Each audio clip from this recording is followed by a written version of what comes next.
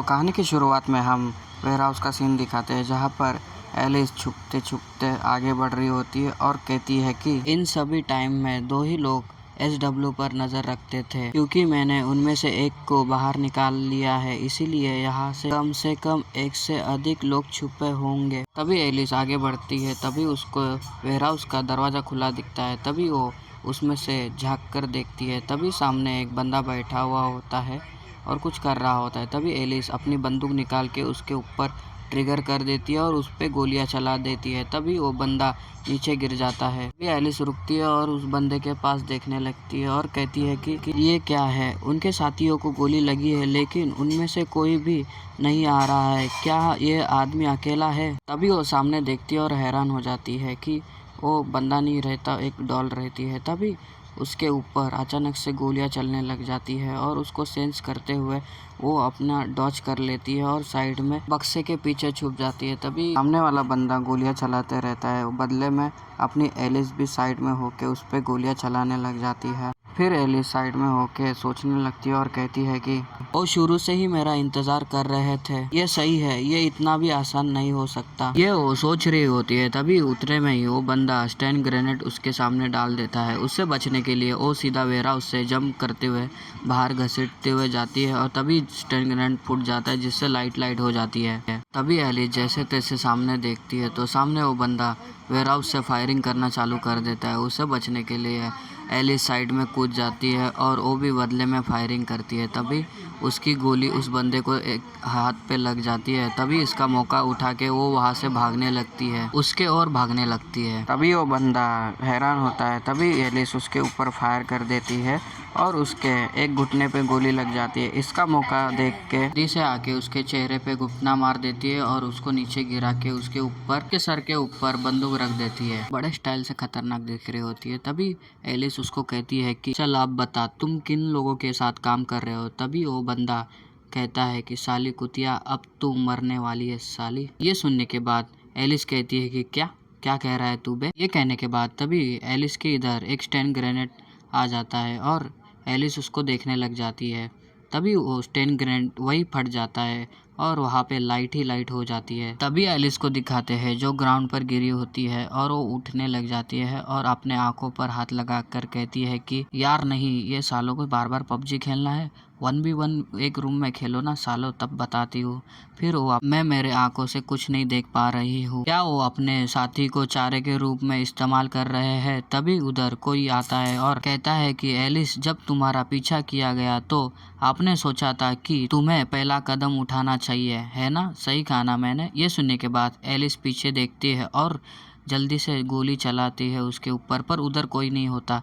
तभी एलिस जल्दी से जाके कवर में बाजू में छुप जाती है। तभी वो बंदा कहता है कि अच्छा है, इन सब के बीच आप अपने बॉडी की रक्षा करने में कामयाब रहे। हालांकि अगर आपकी दृष्टि पूरी तरह से भी नहीं गई होती तब भी आप स्पष्ट रूप से नहीं देख पाओगे। भी उस बंदे के पैर दिखाते हैं और वो कहता है कि इसके अलावा आपका कान ठीक से भी काम कर नहीं रहा होगा, लेकिन आपने ठीक मेरे दिशा में निशाना साधा। ये सुनकर एलिस कान पर हाथ लगाती है और कहती है कि क्या ये आदमी असली है कि नहीं, और तो ये बहुत बुरा है, मुझे सही से दिखने के लिए थोड़ा समय लगेगा। तभी एलिस कुछ नोटिस करती है और उसके ऊपर गोलियां चलाती है और पता चलता है कि वो वॉकी टॉकी रहता है जिस पर एलिस ने निशाना लगाया होता है। तभी उसके पीछे से वही बंदा टोपी वाला निकलता है और दूसरे हाथ में रेडियो पकड़ते हुए उसके तरफ गन का पॉइंट करके खड़ा होता है। तभी एलिस पीछे देखती है, पर उतने में वो बंदा गोली चलाता है। तभी एलिस के हाथ पर वो गोली छू कर निकल जाती है और उससे ब्लीडिंग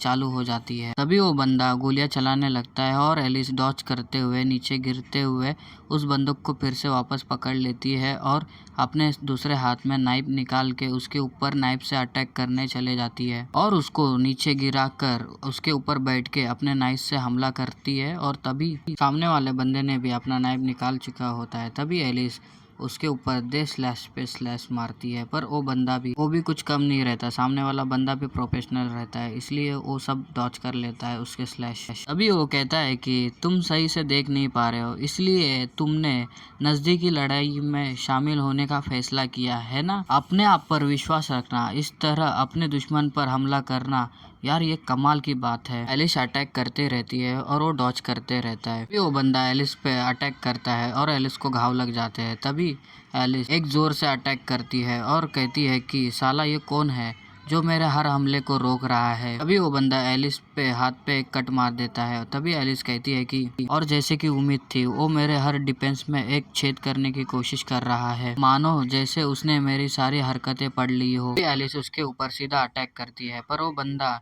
अपना हाथ बीच में लेके आता है और उससे बच जाता है और हंसता है और फिर उसको एक किक मारता है जिसके वजह से वो पीछे गिरती है। फिर वो कैसे तैसे खुद को संभाल लेती है और खड़ी हो जाती है और वो कहती है कि साला तू है कौन बे। अभी टोपी वाला बंदा अपनी टोपी सीधी करते हुए कहता है कि ओ ऐसा है क्या, आपकी स्किल निश्चित रूप से बेहतर हो गई है। तभी एलिस एक आंख खोलते हुए कहती है कि आप कौन है, ऐसे बात कर रहे हो जैसे कि तुम मुझे जानते हो। सुनकर वो बंदा हंसता है और कहता है कि बेशक मैं तुम्हें जानता हूँ, मैंने तो तुम्हें ही ये सब कुछ सिखाया है। ये सुनकर एलिस थोड़ा हैरान होती है और फिर अच्छे से उसको देखने लगती है पर एक आँख खुली करके वो उसको देखती है। तभी उसके सामने वही धुंधला धुंधला सा दिखता है और फिर वो अपने दोनों आंखों से उसको देखती है और फिर हैरान हो जाती है। तभी वो कहती है कि क्या वाइपर। अभी वाइपर हंसते हुए कहता है कि ओ एलिस, कितने दिन से तुम्हें नहीं देखा है। ट्रेनिंग सेंटर के बाद शायद ये पहली बार है जब हम मिले हैं। क्या यह 4 साल पहले की बात है? तुम फॉरेस्ट के शिकारी कुत्ते, क्या तुम हो?